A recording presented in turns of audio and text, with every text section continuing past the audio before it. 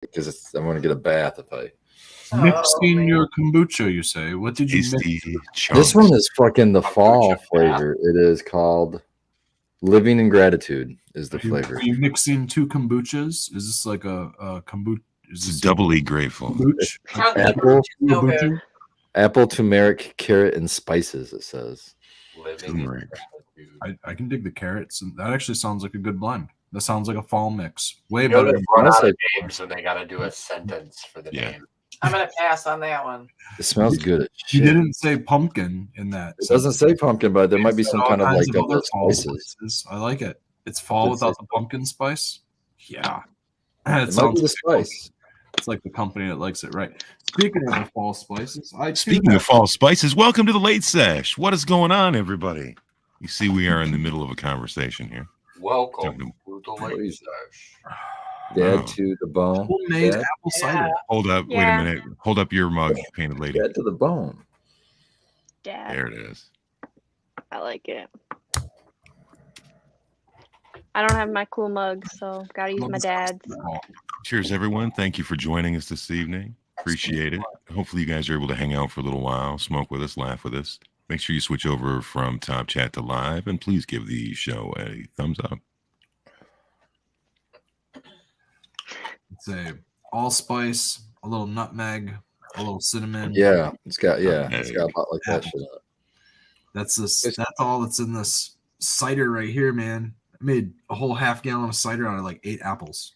7 apples. Small apples.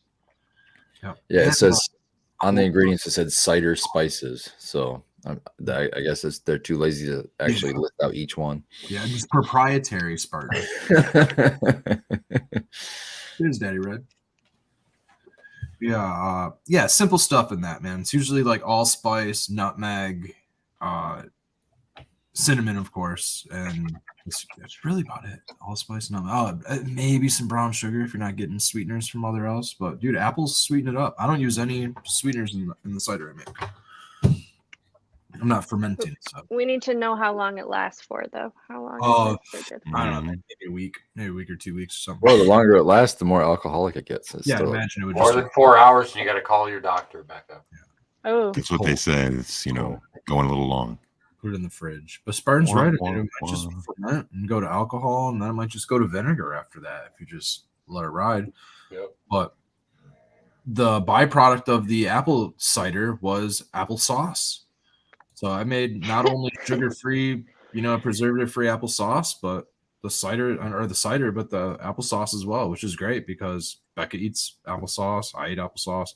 Actually, all my mushroom supplements, I like to mix that shit in applesauce because it takes it down. It gets chalky. What are you talking about? Yes. It's like Mylanta. It's cinnamon kind of cuts that down a little bit. I like some cinnamon Mylanta. A little bit of lion's mane, and I've been adding a touch of reishi in there lately. Can we talk about what Daddy Red just called anything grows? Anytime grows? That's pretty funny. It's called an autoflower is what that is at that point. Anytime grows. Anytime. I like it. Now he's correcting himself.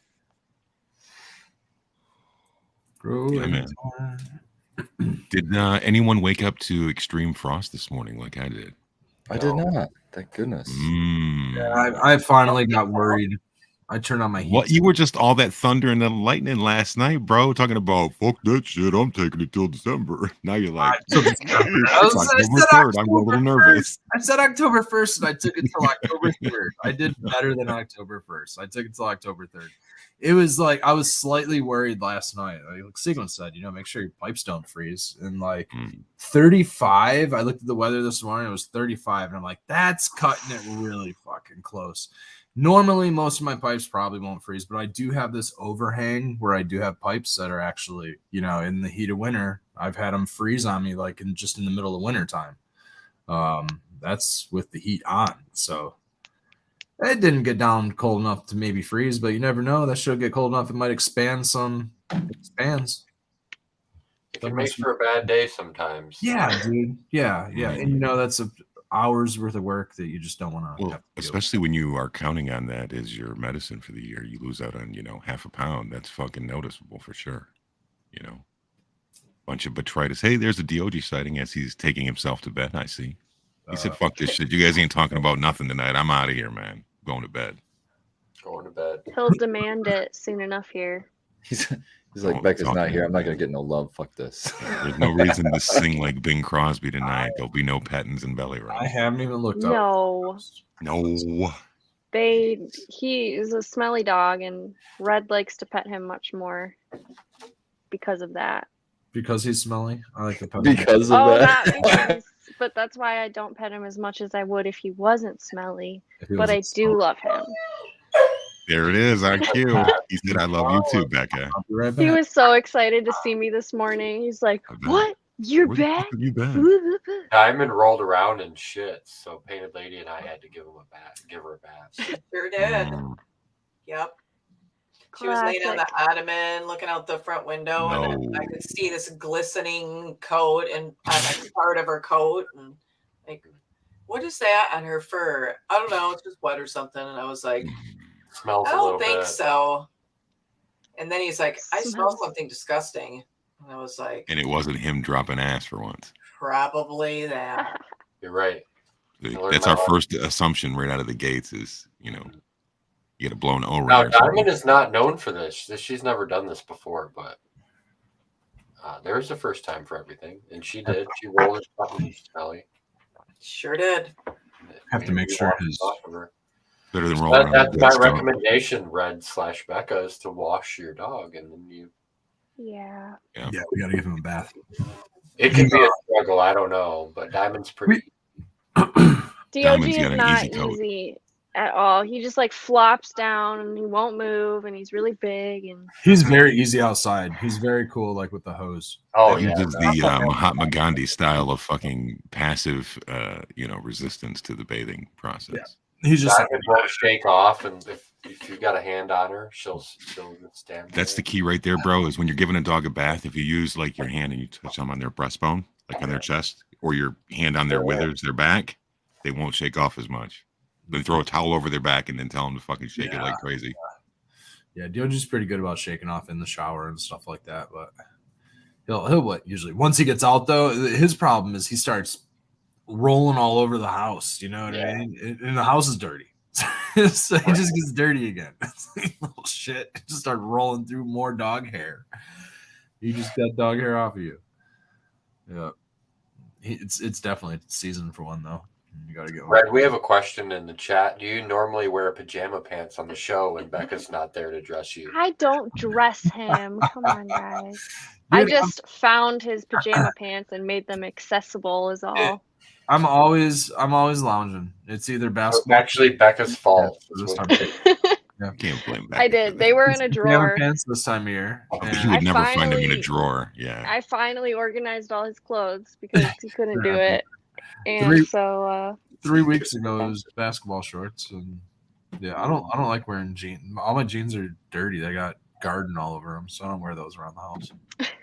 Red, we're Why don't gonna you tell- circle back. You can also wash your jeans, brother. Yeah, well, I was just going to say, remember he told us before that you weren't supposed to wash Once jeans and every they're supposed to be 10 able to times. stand up or some shit. Yeah, like once a Okay, year. You wash them he once a doesn't year. wash his jeans, but I do. So it's fine. Get dirty enough for you to say they're dirty. You should probably wash them. You don't want that wash creeping my wook clothes. foot climbing up the fucking Happens to pants be legs. more laundry you know? than I do. Oh yeah, I love laundry. Love it. I mean, you just do it way more often than I do, so it happens to get done more. Because you got to do it to do it, man. Yes, somebody's got to do it. So the Nothing like good, clean, fresh laundry though. I know. Towels or sheets, fresh sheets. Oh, We were just folding towels right before this. yeah. Becca, don't make it sound like I'm only wearing dirty clothes like Pigpen over here because I am your fiance. He's not even wearing pants this You're evening. the That's one where that he's made got it it. sound like that, dirty jeans. Becca did. boy. Becca's like, you don't ever wash your clothes. I wash them. What are you talking about? I wash them all the What? time. But I will wash my Love jeans when I'm out in the garden, or like we went for a walk through a field today. Of course, I'm gonna wash my jeans. But if I'm working outside today, and then I'm working outside tomorrow, and then I'm working outside like just a bunch of days in a row, there's a good chance, as long as I'm not, destroying them or getting them soaked or something, I'll just probably put them back on.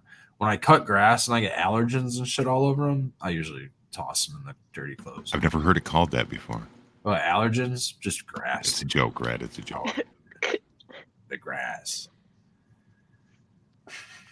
Specific clothes to the indoor grow? Yeah, sometimes, yeah. Sometimes I will. I have 2 or 3 specific pair of jeans that I wear to the indoor grow, and a few shirts. Usually shit that I don't mind getting bleach on, paint on, glue. Sometimes I have to work with silicone. I mean, like, who knows what I have to come in contact with at the grow trying to fix something. So, yeah, never anything clean. I'm always wearing. I have a pair of like 7-year-old work boots that I usually wear to the grow that are just, I'm surprised the soles of those things still attached. But they're just for indoors there, so you're not tracking a bunch of crazy shit from the streets up in there. Yeah, usually not. What it is I'll rotate my shoes out. You know what I mean? Like if I'll wear the pair of shoes that I haven't worn in a week or something like that, because by then any pests or mites or anything like that, nothing's going to be tracking on your shoes for that long. They're all going to die of starvation. Worst case scenario, I'm tracking some fucking, I don't know, bacteria shit around, but that stuff doesn't go in my grow rooms either. I mean, my shoes stay out in my shop. I put slippers on. I tramp around inside the office and grow rooms.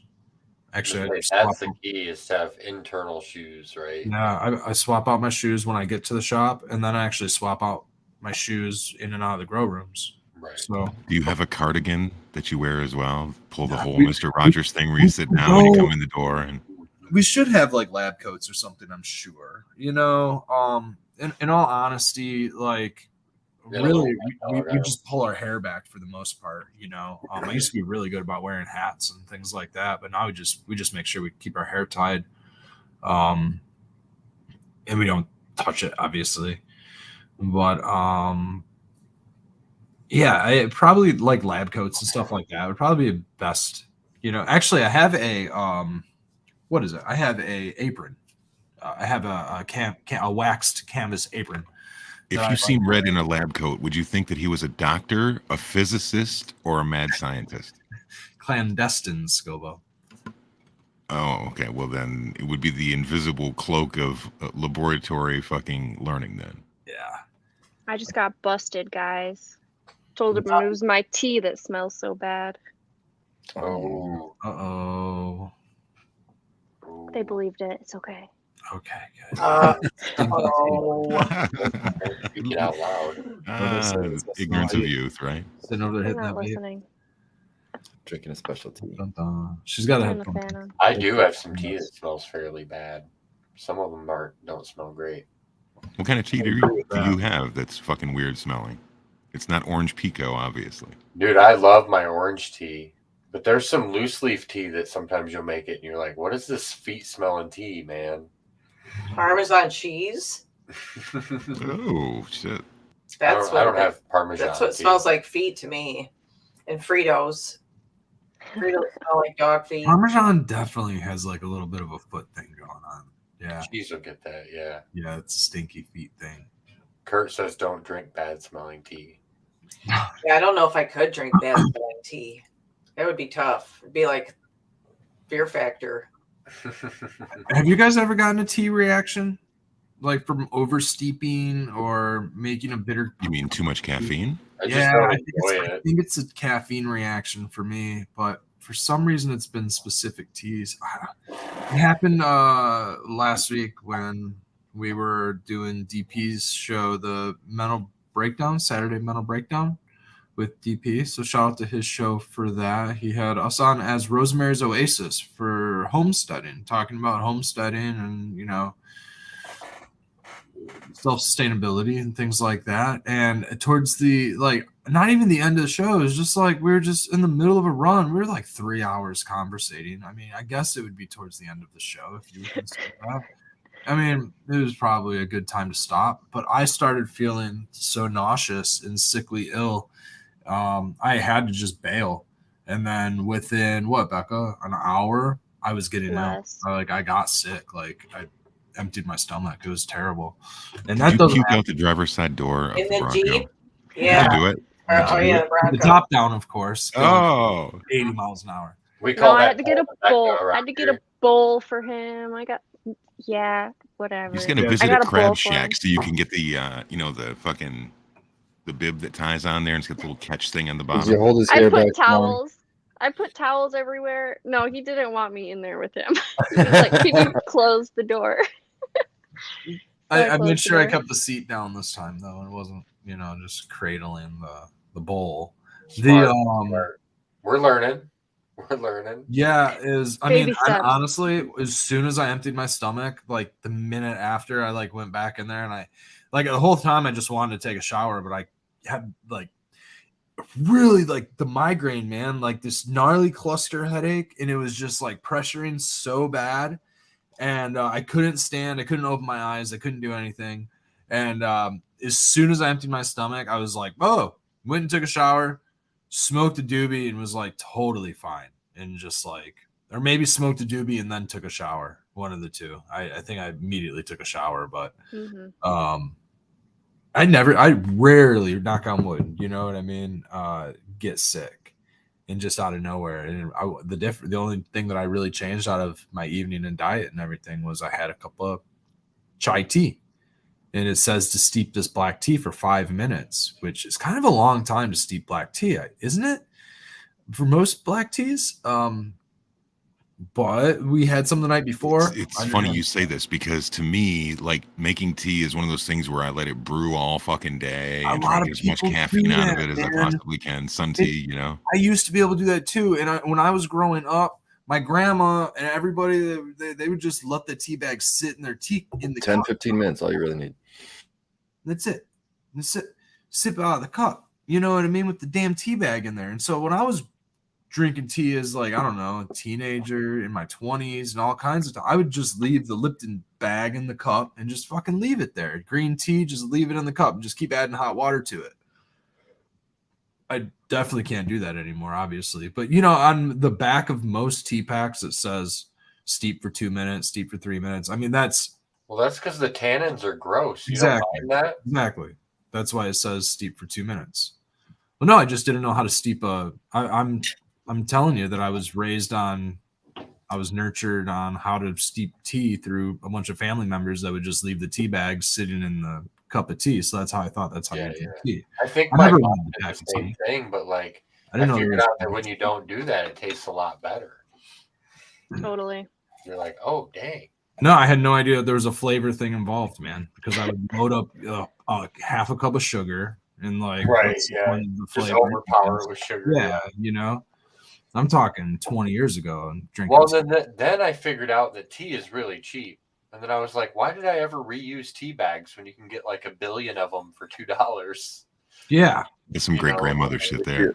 That's what I mean. That's what I mean. Throwing all the fucking shit you want to make your tea out of in your backyard. And Like I was growing up in the Great Depression or something and I couldn't get another tea bag or something. What you smoking on over there, Painted Lady? I was just showing off some of Bake Pone's gummy bears. Gummy bears. Well, gummy bears, nice. Yeah. It's purple. Really good. It's pretty. And it's good so far. I think the gummy bear, that might have been an auto. I can't remember if that one was his I don't auto. remember what that But was. it I was remember a him talking about it. It was a big yield for an auto. I was like, holy shit, that's a fucking nice one. Yeah, I like the scent and the flavor already. So that one's Is it like dank or is it more like a sweet flavor? more dank to me. I agree. It's unique flavor or smell. I haven't smelled kind of this one before. Does it smell like a That's gummy always a bear? great point when you grow something that's new and you're like, what the fuck is this, man? I've never smelled this shit before. I'm terrible at describing stuff.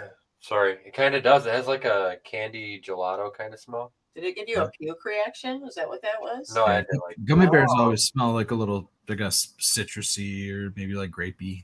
It's not like a citrus. It's more like a candy fruit smell. Candy fruit. Yeah. I don't know. It's good. But yeah, so shout out to Baked. That's what we're smoking on right now. Shout out to Baked, the second fastest go-karter I know. Oh man. I still want him to fucking rest up this evening and get well, man. He's been fucking feeling a little bit under the weather lately. That's why he's been absent. But he did join the group chat and apologize for missing back-to-back shows. Mhm. So I called he him a wants to be pussy. here. You called him a pussy, absolutely, without delay. Mhm. Such is life. You can't sit up. It says Spartan, what'd you do outside in the garden today? Outside in the garden today. I walked outside, looked at it, and I was like, God damn, this looks good. And I took a video, which I'll probably turn into a reel tonight or tomorrow. And then I walked over to the GG4 that's outside. And I And put it out there August 1st. And it's about 3 foot tall. Stacking on some fat buds that look like they need about 3 fucking weeks to finish. So that scares me. Uh-oh. And it's standing sideways now, like this. So. Mhm. Yeah. But I didn't even support that one because I figured it's just a small plant. So I might have to get out there with a stake or something. But yeah, that's all I really did out there today. I did cut down both. Oh, here's big news. I cut down both, I guess you'd call them mother plants, seeded vortex today, and hung them up in the front. So they'll be drying for probably, I'm going to dry the fuck out of them, probably like 3 weeks before I even fuck with it. Get it real super dry to start pulling out some seeds. But I did look at some early seeds just on a couple bud sites, and fuck, they're tiny. They're like, I don't know, they're really small seeds. So it's gonna, I'm gonna be like, were the original seeds tray. small? I'll be putting them over a trim tray. So what's that? Were the original seeds small? I don't remember now. Honestly.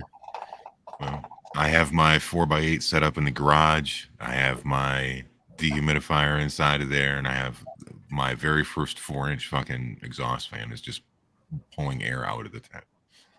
Nice. So it's right now I have it set on 60, but every time I go in there, it says 62% humidity, and the temperature is like varying around 65 degrees. So I'm like, shit, I will leave this stuff hang for like, perfect. if I can leave that hang for 2 weeks, I should be money. Hell yeah. It's going to be perfect. Mm-hmm. Especially as it gets colder outside, it's just going to get drier. So it's going to exactly get down. Nice. Yeah, that's going to work really well. You're never going to get it perfect, you know. It's just a guideline, you know. No, but it's even better than what I was drying in my last house that I lived in. I could never get it that cold, or you know, Same. I mean, the humidity I can work with, but I wasn't trying to run AC for a drying room. Right. That's how I always felt, Skilbo. I really wanted to, but then I was like, I'm not going to run shit, man, with all these lights and dehumidifiers and everything else. I'm like, to run an AC over there would just be crazy. So I don't run a AC. That's why I kind of combined it. I put my AC in my dry room and then use it as a warm room. The dehumidification warm room to pulls into my flower room. Yep. There's always a way. Well, you just, you know, you try to do the best that you can. You try to have the best grow. You try to make the right choices, give them the right shit when they need to, let them go as long as they want to, while it's taking care of all the IPM and other bullshit. Yeah. It's a horrible thing if you've spent all this time and you've made it through the gauntlet of Mother Nature to fuck it up at the very end, you know, where it's dry in 3 days. And I'm like, oh, I got to jar this, man, because if I don't jar this, it's just going to dry to powder. And then you go and 3 days later, you open the jar up and it doesn't smell like hay, but you look down inside there and then there's these little, somebody on Reddit today, because I like to plug Reddit and get sequence going. Somebody showed a really close up picture of a bud that had some fucking mold growing on it. So make sure, if you guys have never seen that before, if you're working outdoor or anything, look into that. You really don't want to be smoking that shit. So be on guard. Hey, can we talk a little bit too about I've had a lot of messages lately from people that are really freaked out about the low temps, and they think that they need to harvest their plants like this weekend and stuff because of the low temps, and they don't think they're going to be able to survive. So, Red, I know you've kept your plants out in the snow and everything, so before, so I don't harvest until the ground freezes, man. Or I mean, I'm not concerned unless the ground's gonna freeze, is what I'm trying to say. I don't harvest until the plants are ready. There we go. Is it because you're seeding them out and you want mature seeds, or is it? Here it is, but generally no. I just want my plants to be mature, and they don't all come down at the same time. So depends on which ones. Some of them are gonna come down. Some of them are gonna end up. Some of them still have a month left. They're nowhere. Like the citrica isn't coming down anytime soon. It hasn't even begun to swell yet. What's the latest you've harvested smokable flower? I've harvested into November before. November is really just 60 days. Mm-hmm. Really? Yeah. I mean, yeah. Yeah, exactly. They really don't start flowering until the end of August. So I'm looking at like my day ones are like I'm looking at the beginning of flower like the last week of August, second to last week of August. So in reality, I'm taking them like 7. I take my indoors 70 days most of the time. We got a December 1st in chat. 65 to 70. Yeah, I believe it. If we don't get any heavy snows that are going to crush the plant, kill off the water inside the plant. I mean, as long as it's not like a heavy freeze, they'll take a freeze, as long as it's not. It all depends on like microclimates, you know what I mean? The air temperature might be 30 degrees, but is the leaf temperature on those plants 30 degrees? Like there might be a microclimate right there with some moisture that's keeping it you're warm. just pushing for those anthocyanins, bro. Yeah, exactly. Like there's all kinds of. Don't do much when it gets below a certain temperature too. They stop drinking, they stop doing everything. They just start fucking chewing on themselves, and away they go. Once the cellulose inside the leaves freeze, then they begin to die. But I mean, really explodes those, You can do all kinds of things. Like if you really have some elongated freezing temperatures, you can believe it or not, you can spray your plants down with water. And like I said, the moisture will like raise the freezing temperature, of that, or it makes it warm. It's not going to raise the freezing temperature, but it's going to make it so that it stays warmer. It's going to insulate it, I guess. I'm not sure what it's doing, but that's what they do to oranges. That's all I know. Act as insulating. Yeah. No, yeah. Well, like look at the Zamboni. They run hot water over the ice to freeze faster. Look at you bringing in some fucking ice rink shit, man. Where does the term Zamboni come from? There you go. Got her. Who was that? What is that? That's Alexa. That was Google. Well, Google. You want to know where the term Zamboni comes from? It says Google getting clever. That shit's listening, guys. I mean, I think the easiest way, this is, I guess, the old Spartan way of doing the outdoor, but I mean, I've never seen a plant die like it doesn't die super fast. Usually, unless there's a fungal, and there's clues before even fungals. You're close to harvest, so if it gets frozen to where it's detrimental to the plant, like where it kills it, it's just like just go out there and cut it then. Yeah. But until then, why? What are you worried about? Spartan, you had a good point that you made earlier in chat. We were talking about whether you're in the soil, whether you're in the pot, or your method of the half soil, half pot. You want to go into that for a second? Oh, we're talking about this porch farmer in chat shared how one of his outdoor plants, just one branch just suddenly died. All the rest of the plant was completely normal.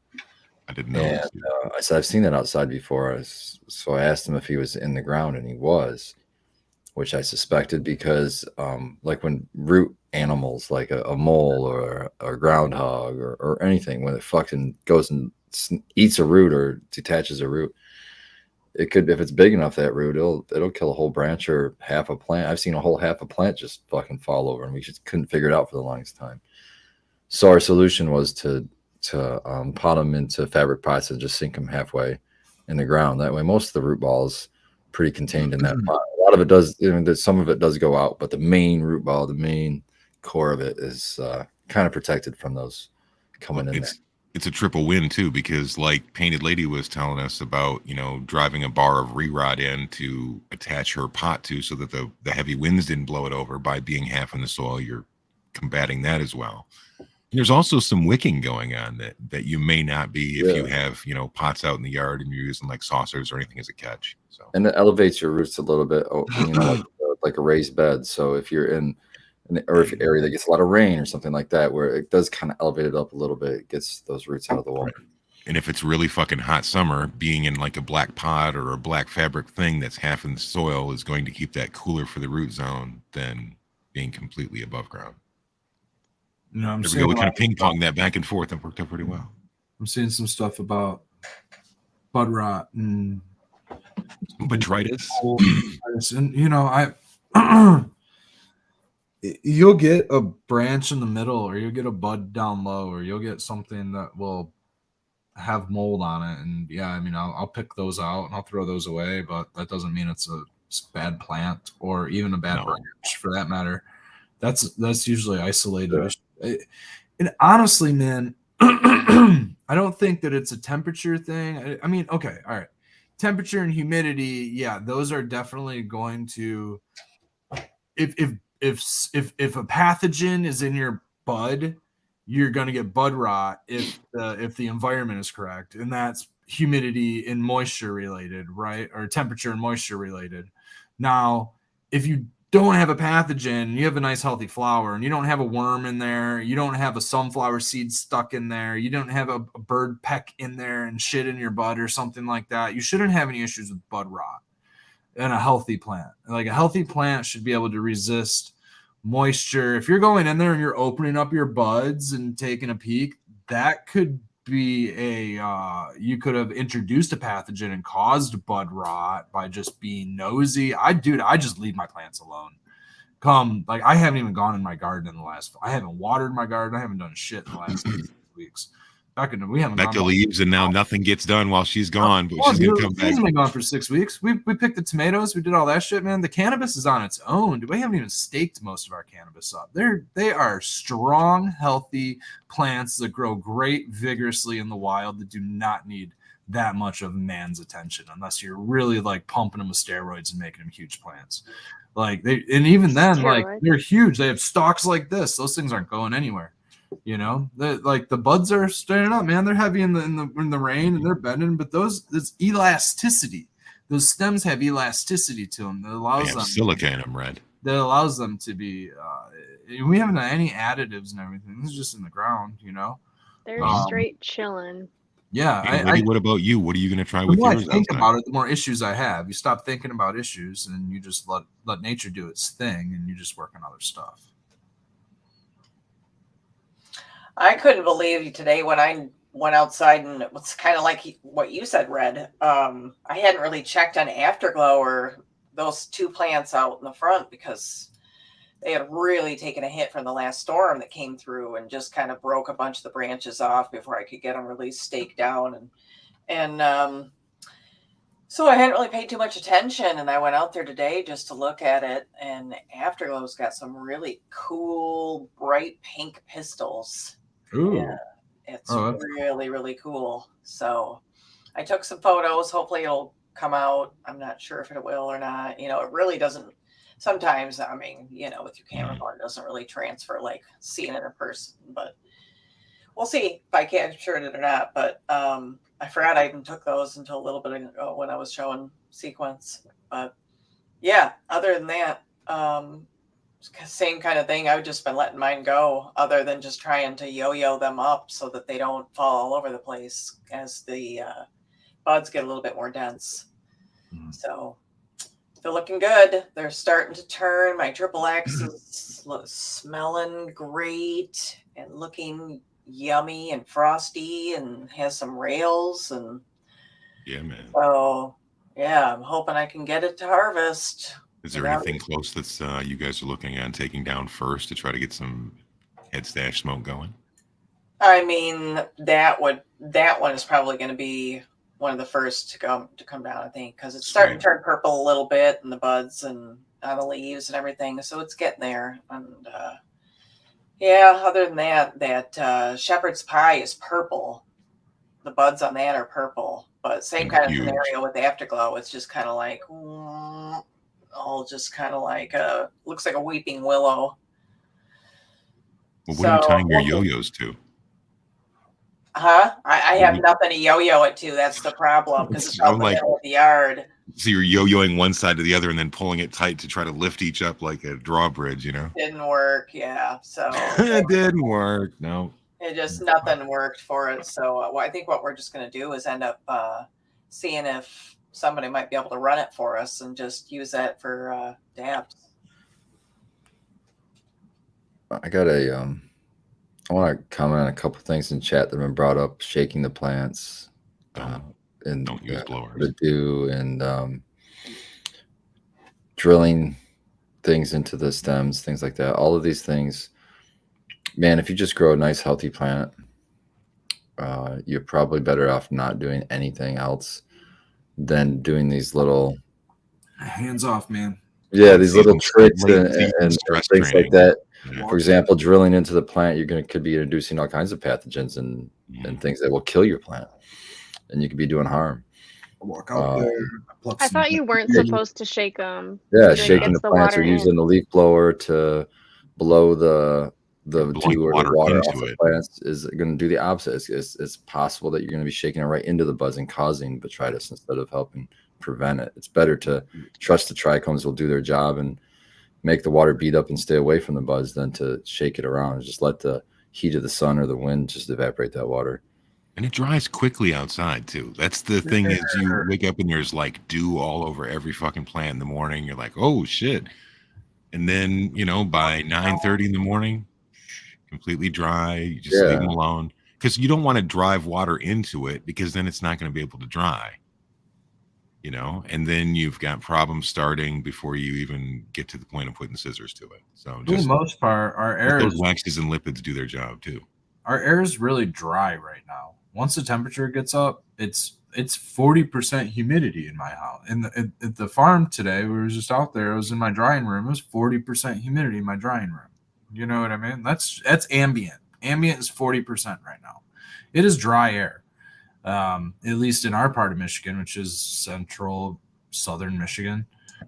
But you're talking about 4 days for drying on something like that if you leave it at 40%, right? I'm not talking about a drying room, Scopo. I'm talking No, about, but I'm saying if that was what your environmentals were and that's what you're working with, you're trying to bring some outdoor in, you get. Oh, yeah. And well, I mean, as soon as I bring outdoor in, that's going to go up and I'm going to need a dehumidifier. So that's irrelevant. But I mean, what I'm trying to say is our air outside is not humid in the first place.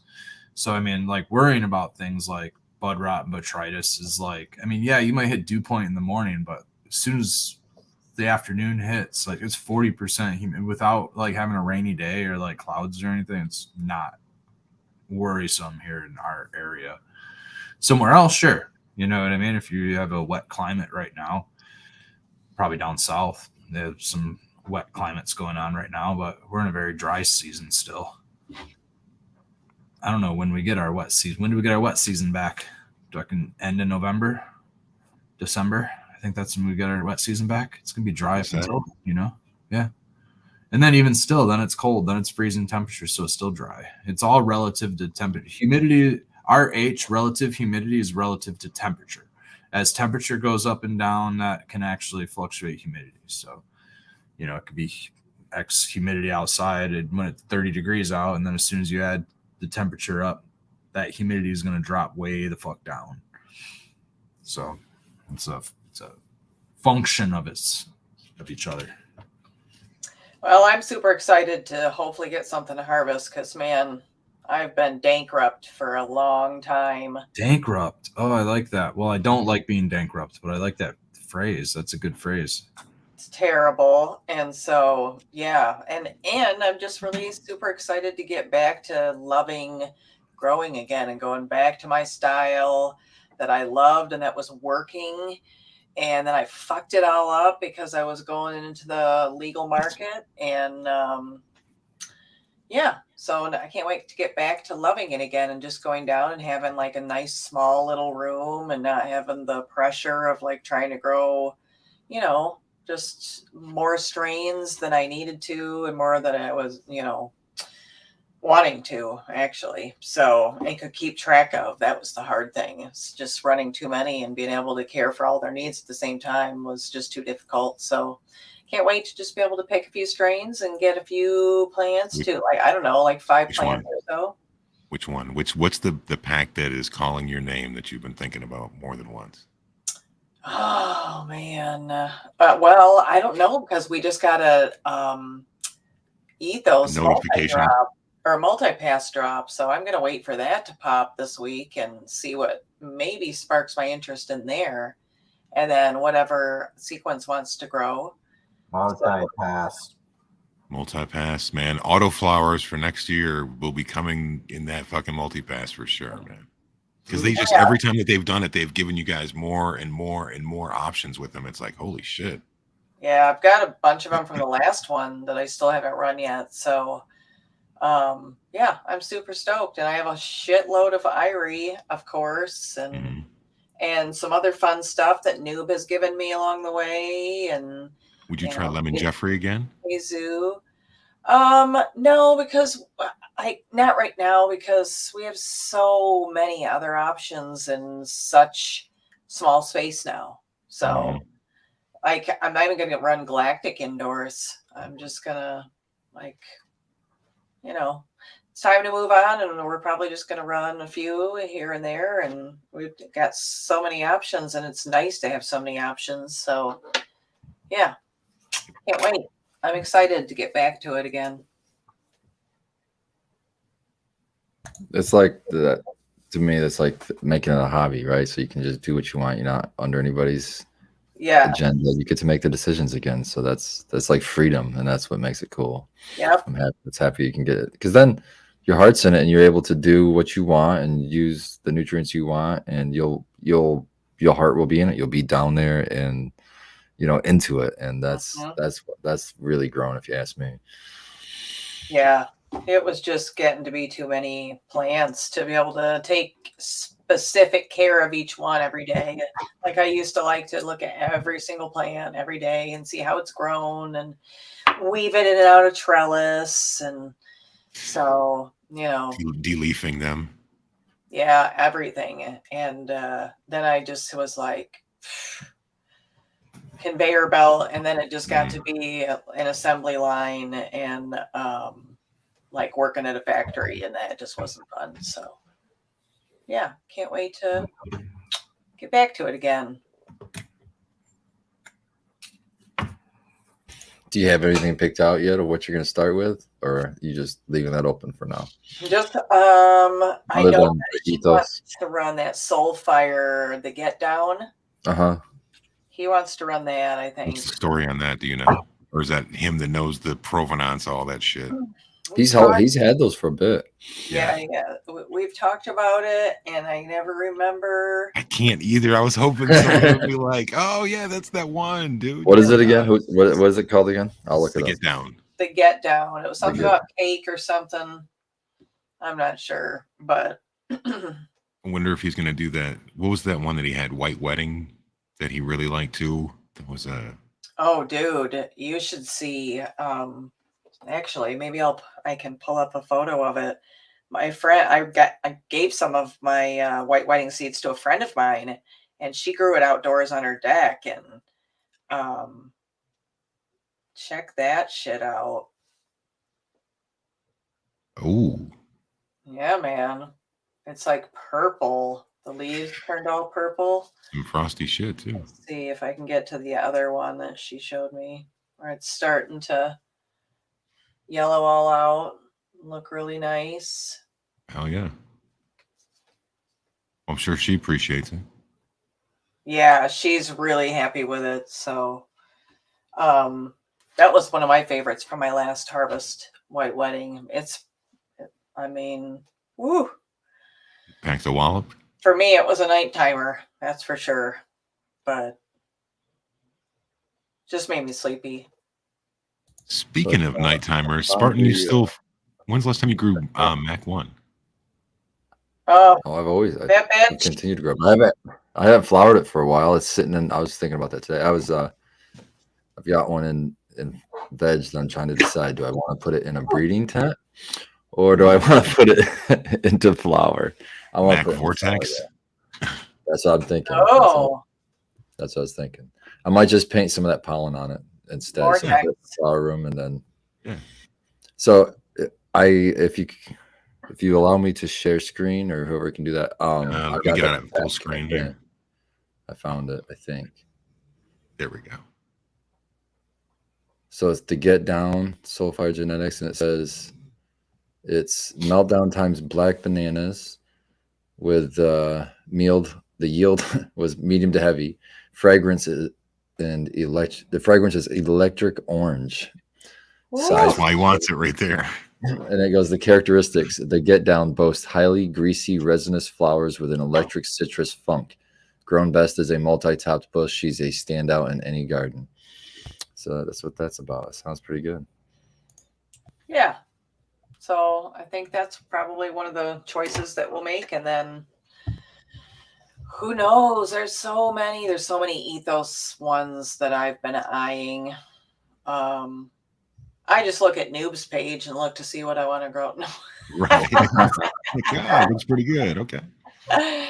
No, I don't know. Yeah, there is a lot of ethos, of course, because when you're a member of the multipass, you have a shitload of them. There's like last time I think we got 20 some strains. I can't even remember how many we got, but it's And those were all what, 5-packs? No, some of them have like 10 seeds, some of them have 2, depends on what they are. Right. But anything grows. I do grow organically with bottles with bloom yellow bottles, organic nutrients out of Australia. So that is my choice, and I like Roots Organic 707 soil. This is going back to that how I wasn't fucking shit up thing. I was using this and I was using this and I was doing So this. the Root And it all 707 worked. is tried and true to a lot of people have used that. I love that stuff. My plants always loved it. They really, really worked well with the bloom yellow bottles, and my lighting, So I'm going back to it. Going back to Cali. Going back to Cali. Gold Coast, whatever they call it over there. Now, is it the that's Cool J going back to Cali, or is it the fucking going back to Cali, the biggie one? That's the question. Oh. Well, I would. I mean, I'm old, so it's the former. They're both old. I think the biggie one is probably from 94, and I think the LL one is probably from 88. So they're both, roughly 30 years old. They're the 88 one.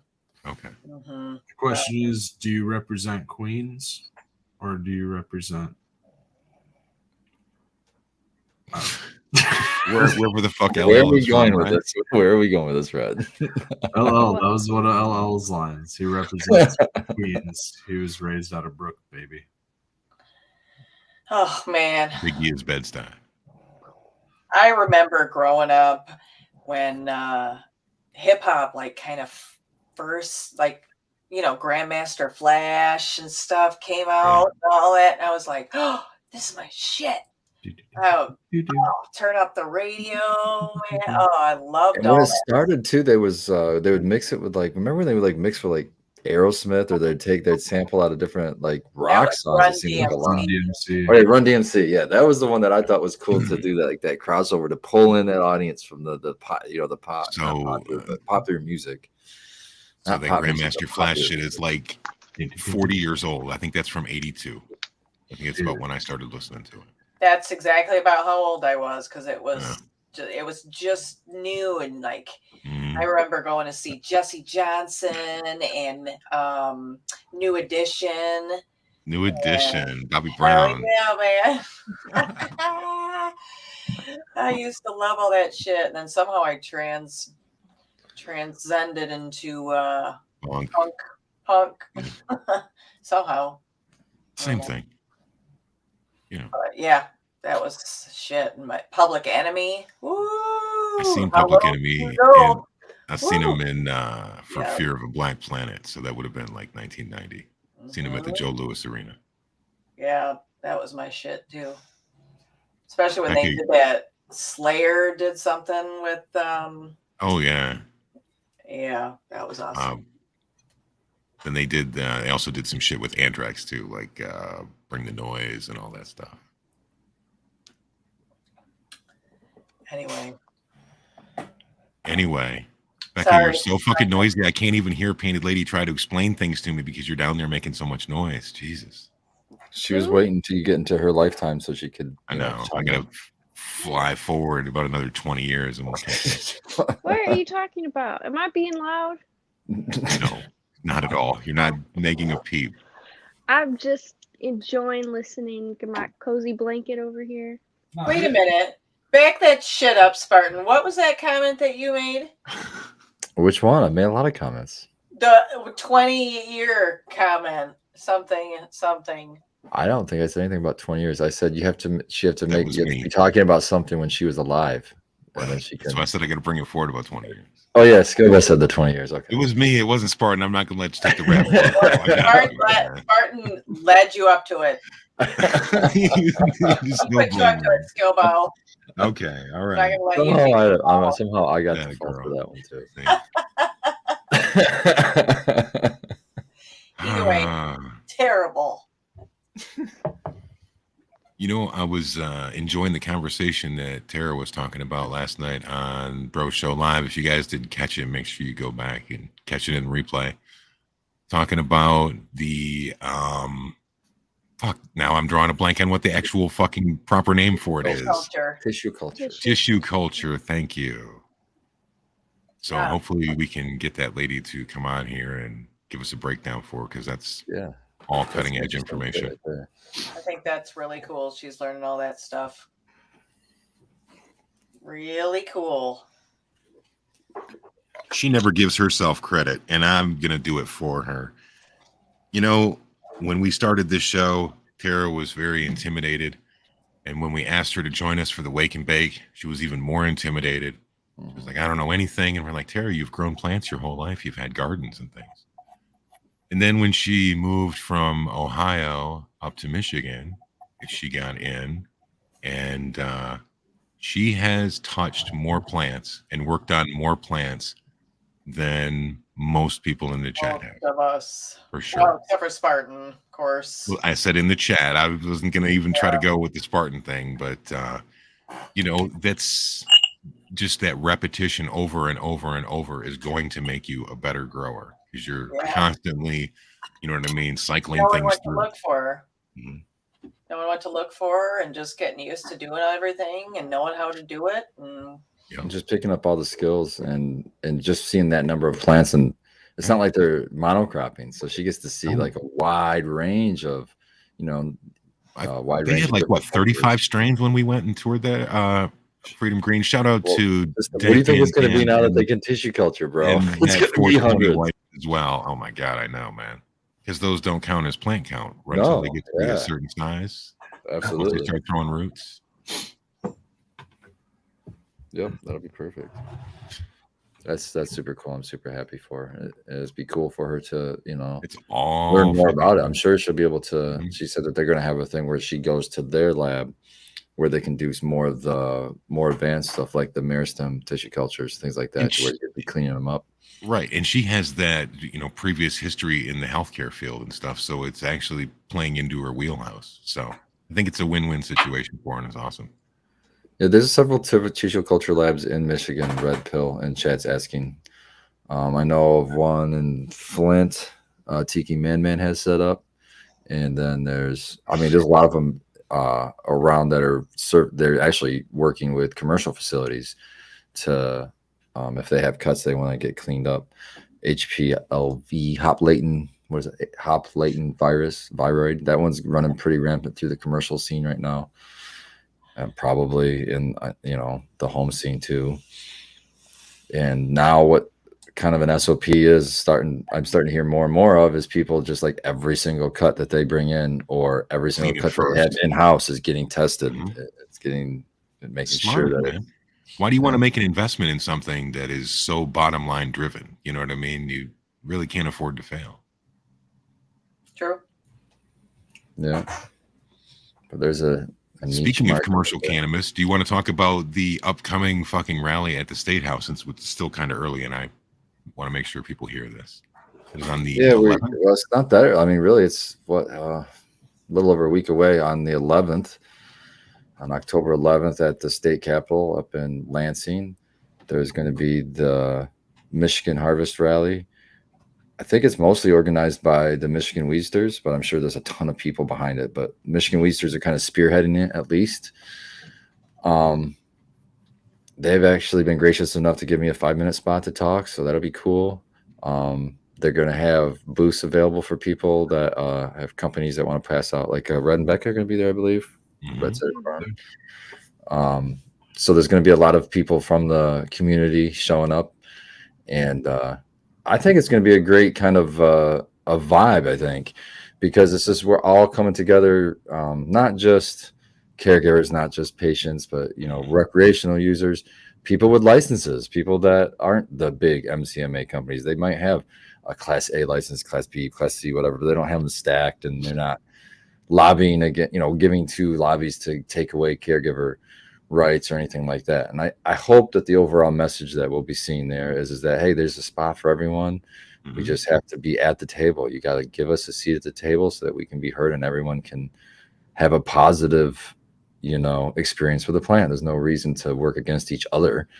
I mean, we've worked so hard to get to where we are that we should be taking money from each other and trying to cut each other out of the business. We should be working with. I mean, do you know what I've seen this week? I seen that there is a dispensary, the one that's closest to me.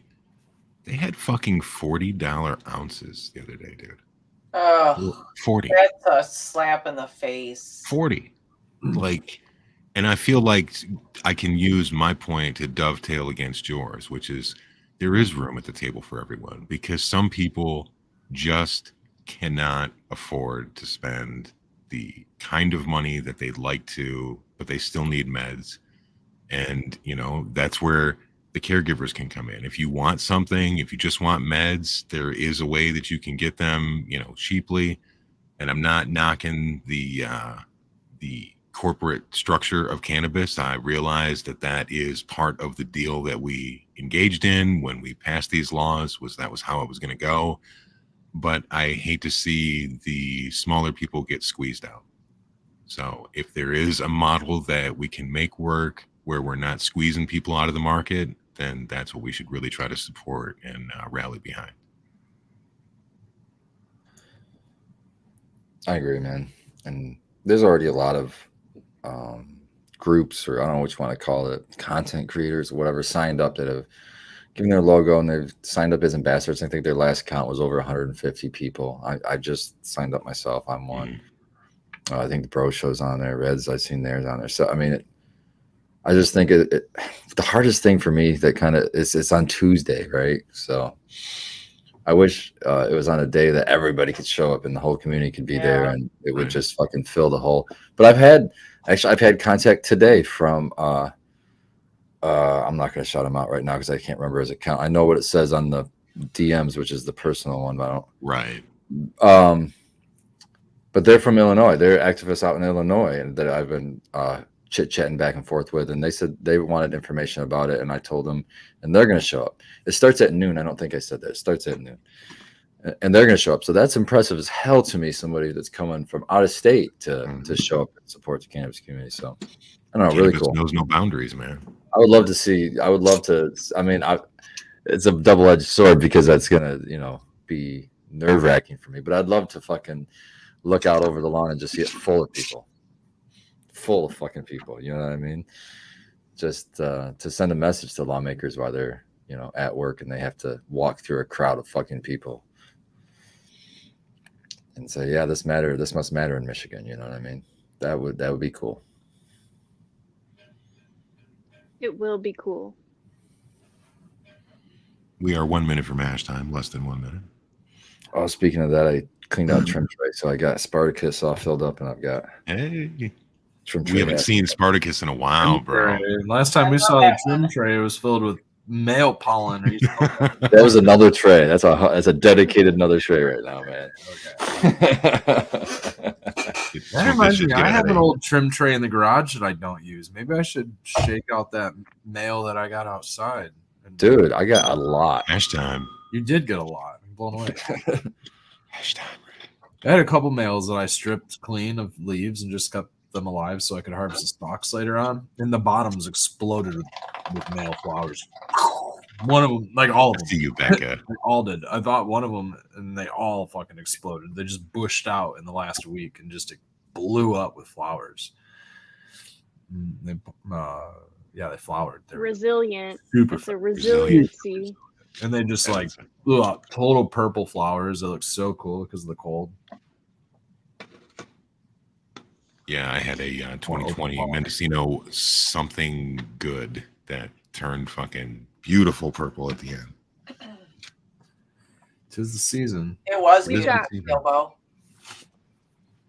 Yeah, I had the 2020 message me. They're like, that's about ready to harvest now, isn't it? I said, yeah. He said, yep, it always goes purple right before it's time to harvest it. So perfect. Really nice dense buds on those. That's the one that smells like strawberry quick, and I really hope that it retains some of that. So Hell yeah, that sounds. Dude, I can't wait yummy. to try that. I want to try it so bad. I used to love strawberry quick as a kid. That was like one of my favorites. Did you see? I never liked the strawberry kind, but I would definitely like the weed. I think. the weed kind would be Strawberry. something you'll make a change for. Mhm. Well, you know, you got to have things ready for Flank's Glenbing. It is coming. It is approaching. So Oh, that's gonna come, huh? Maybe I'll have seeds for everybody. Red, we can do it like we did that first one. We'll sit down at that table. And we'll just fucking buck that shit and Buck throw it 'em in the things, What man. the fuck are you calling it, Skilbo? Buck it down. Buck it down and taking the seeds out of it. No, the event. Flank's Glenbing. Flanks Glenbing. You have to get old man Hermit Hash to come on here and tell the story. Sorry. Oh, the fuckers are back. Do it, Spartan. Flanks Glenbing. Spartan kick. Hopefully, we'll be able to make it to that. What do you guys happen to know? Ever since the CRA took over, and it is now, or I'm sorry, ever since the MRA changed to the CRA and they kind of merged and combined the Michigan's hemp program with the regulatory body, is the fee to? I guess I could just open up fucking internet and look it up. It's probably all right Ask there. the question. Are the What's the fees question? still the same? Because it was like $100 to get your hemp permit to like grow. And I think the processing license was, I think the handler's license was like $1,000, but I'm pretty sure the growers and cultivators license was like $100. It's like That $100. may only have been that first pilot year. That was the only time I was really paying attention to it, was when that pilot program hit. So I don't know if that increased or I'm not aware. I don't know. maybe somebody in chat knows something about hemp. And how But I heard the same thing. It was like $100 or $150. 100 super low price. Somebody They didn't really super give you, affordable. yeah, and it wasn't like a square footage limitation. It was just like Pretty give us much unlimited. GPS coordinates and yeah, here's your license, and then do what you do. GPS. Yeah. And I'm imagining that you would have to sell now with the CRA. If you were a hemp producer, you'd have to only sell your, or if you wanted your shit, what, in the legal market, you'd have to send it to a licensed processor. Or do you have to send it to the legal market? Could you just fucking have your own little fucking CBD It's hemp. shop? It's hemp. It's 100% legal. You can send That's it what I'm over. saying. You can send it across state lines if you wanted to. So is the only regulation under the CRA is that only if you want to get it processed by a processor and get it into the No, it's regulating the growing of it. So they want that permit, basically. They want that permit money. Well, what can you do with the hemp? Can I be a small business and sell that shit on the internet, or do I have to send it to a processor? No, I don't think you have to. But I mean, you would if you want to. Are you saying can I process it myself? Is that what you're saying? Yeah. Can I process it myself? Make your Or own can You I have to have a and hemp. shit. can I I think you have to have a hemp processor processor's also. license, which I think is I'm under the looking CRA, right now. which I think is a processor's license, like regulated processor's license, recreational processor's license. I think. Hopefully not. My idea would just be like RSO and stuff like that, but it'd be cool to be able to sell hemp to a processor. It would also be able to. It would also be cool to be able to like have a little website to be able to sell flour and smokables. And I'm big on that because I like to mix the hemp with the cannabis and try to come close to my 1-to-1 ratio and stuff. And honestly, it makes it so that I can smoke all day long without having to take those midday siestas from just pounding fucking THC all morning. So balancing that out can sometimes really help. We got to break into it. We haven't gotten into the Dankovic stash yet, so we have to cherry wine. Yeah, we got to break into all of that. Oh, I took I don't know what it was, a whole frozen pack, so over an ounce, maybe 2 ounces, whatever those are in there, of good bud, that cherry wine. And I fucking crushed it up by hand with gloves on when it was frozen into a bag, and I ran RSO. Oh, I made CBD RSO. And that shit smelled so fucking good the whole time. It's been a long time since I've done a single source RSO. I usually have like a huge amount of different kitchen flavors. Sink, yeah. This smelled so divine the whole time. It was amazing. Yeah, I was like mixing up my strains. I have a shout out to Dankovic. Definitely. I was able to make my tincture, so that's how I was able to do the 1-to-1 roller balls. Was cool because Dankovic was kind enough to share some of that cherry wine. So Skilbo, good shit, guys. I'm having a little bit of like an autoimmune reaction on my skin, and I used some of your roller balls today, and it really helped them not Chilled be it out, itchy. right? Yeah. Oh my gosh. I'm so happy. They just like it gets on my arms, just like some little autoimmune thing. And yeah, it's good. Well, anything grows for her recovery, and she's been loving that fucking thing. So, dude, I felt so bad because when we were over at Red and Becca's house, and I was like, "Well, does it help?" And she was like, "It's not really doing what I needed to do." And I was like, "Fuck, man!" Not because it didn't fucking work, but because it didn't fucking work for her. It didn't give her any relief. Well, she's found. I've given her some suggestions for other things like headaches, like tension, and she really likes to put it on like. She was having some sinus thing going on, so it'll fucking clear you right out. Yeah, and dude, that's where I used to put that shit all over my face. Just don't get it in any of your orifices, guys. Yeah, not your eyes. Don't get in your fucking eyes. They're like this, dude. I'd be like, "Oh my god, this feels so good." I can't open my eyes either. The fucking vapors. Halfway painful, Yeah, the fumes coming off your face. You gotta keep your eyes closed. Yeah, the fumes, but like it's cooling, so it actually feels really good, and like it's really soothing on your temples, and it's really soothing on like the back of your neck, where normally like a lot of my head pressure's at. That's what my primary reason that I made it was for my back and because of my neck. So it works so good. Yeah, it works really well for that. And then over time, I figured out that it's good for other shit, like you're saying, the skin things. Somebody got one for me a couple years ago, and they gave it to their family member who had some skin issue that they could not get under control. And I can't remember what it was. They put that shit on there, and it actually made it go away. So it was pretty cool because, there's a lot of antifungal, antimicrobial, antibacterial properties to all this shit. Yes. And you just need that full spectrum shot sometimes to get it cleared up. A majority of skin conditions are like fungal, bacterial, or they have or it's like a microbial thing within your gut or microbiome inside, and that's causing skin condition. But generally, yeah, it's bacterial, and cannabis is antifungal and all of those things.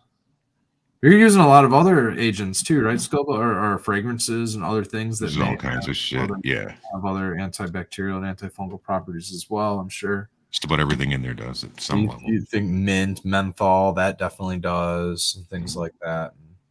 That's actually one of the cool things, that cannabis contains menthol, and it has those antibacterial properties that menthol does. I was talking to Daddy Skilbo today on the phone, and he's had some issues breathing lately. And I'm like, man, Pop, I wish you would just fucking smoke weed, man. hook you up with some nice alpha pinene and get that cough to become productive, man. And he was like, what do you mean? And I'm like, dude, it's if you're like a cigarette smoker, long-term cigarette smoker, you definitely have damage to your lungs that you don't from smoking cannabis. And one of the things you get is a very dry, unproductive cough. It's just nagging and shit.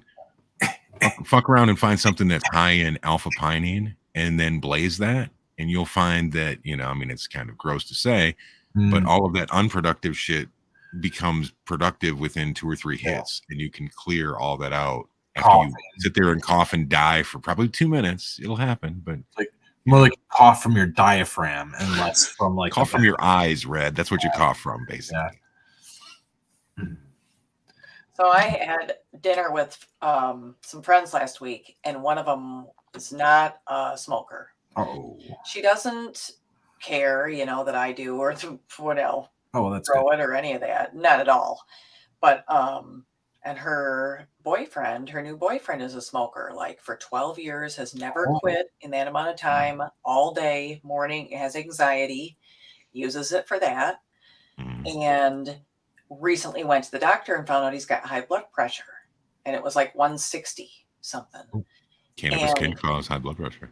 So, she goes, so of course I was like, you got to quit smoking because that's what causes high blood pressure. Where's that from? She's equating cigarette smoke with causing cannabis high blood smoke. pressure with cannabis smoke and telling him that he has to quit smoking. And I was like, cannabis is a no. blood thinner. It's going to bring your blood what down. can help No, lower blood pressure is the reishi mushroom. Reishi mushroom is actually a relaxant and will lower blood pressure. A vasodilator. It's kind of a caution to not use reishi if you're on blood pressure medication, as a matter of fact. Worst thing to do is to quit smoking the thing that he enjoys. Yeah, if he's got anxiety. That's If it's anxiety. go up. Yeah. My uncle was a heart patient and cancer patient, and he was on blood pressure medication, and they had to adjust it when I got him on RSO because and his blood thinner. They had to pretty much by the end took him completely off the blood thinner. Wow. How long was he on for? How long was he off what? How long did he have to use RSO before he's seen those results? That was a year. That was from January to January. Yep. Oh yeah. That was January where they sent him home, said we can't do anything more for you. To fast forward to January, they sent him home with a clean diagnosis. But the whole time he continued to go to the doctor too. The RSO was alongside their treatments. Shout out to Green Goblin 510, man. I'm sorry to hear that about your dad, man. Yeah. The RSO, man. I mean, it's not a fucking silver bullet that's going to fix everything. But, man, it can sure make a difference. Yeah, man. It's really, really, really good stuff. Sometimes just being able to, turn that insomnia down a little bit and to be able to get some restorative rest. Because your body's only going to heal when you're sleeping for the most part, man. Honestly, man, I don't know if that's maybe more than 50% of the medicine is just what you're talking about there. Letting somebody sleep. Let them get some fucking sleep, man. That's so healing. I was dosing heavy when my bacterial infection kicked in. I still claim that it kind of helped it out. I still think that I credit this and the RSO definitely made it so that it didn't make it too much worse. I had I had some other old prescription that Becca had last year and stuff like that to help too. But I was using RSO most of the beginning. I just don't have a healthy habit of taking it every day like I should. I just need to sporadic. Yeah, it's pretty sporadic, honestly. And we're gonna narrow down on getting our supplements right, but it helped. It really does help. And dude, when I got my crown and all that shit taken care of, this I was getting. Did you dry pack it with RSO? Just to make, dude, yeah, we're man. gonna turn this shit down. With my mouth from March until May, so it was 90 days worth of poking, prodding, and grinding on my fucking mouth, and I don't know what I would have done without RSO because the ibuprofen wasn't working. They weren't going to prescribe me fucking opioids. 2 years ago, I think that Spartan's RSO is one of the things that helped keep me on this side of the mortal coil, man. Yeah. It's fucking, Sure. Fuck. So, as always, brother, thank you very much for all that you do. Actually, thank all 4 of you for what you guys do. No, man, you guys just being here and talking to me is thank you enough, and that's why I do that shit, man. It's like I tell those people with cancer or whatever, and they always want to, or their family, they always want to, hey, how can we repay you? How can you repay you? I'm just like, just get better. Just get better. That's you don't know what that makes me feel, That's better than any money. If anyone has a want or a desire to go deep dive on this, go way back, super way back in the channel and go watch the 2-part interview that we did for a podcast with Spartan. And he talks about specifically. Oh man, that's embarrassing. No. I'm gonna have like only a beard this time. Like I'll look like this. It's a baby beard, man. I'll look like this. It's almost like the fucking Hempwick accident, fiasco, caper. I'll do a live how to get RSO out of the syringe when it's super thick trick. How about that? What's your trick? Put it in a hot water shot glass? Yeah, exactly. Super simple. So I'm gonna do this in just a moment because I have hot water in the kettle super fast. So I'll just put some hot water in the kettle real fast. While it's heating up, I'll bring the RSO over. This stuff's super thick. I let it totally.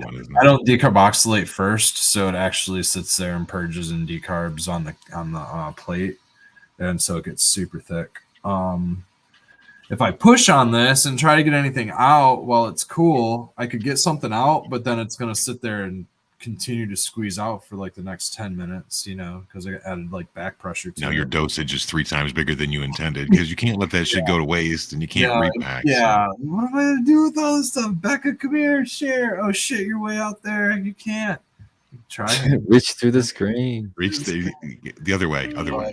I'm over You're here. mirrored, remember. Over here.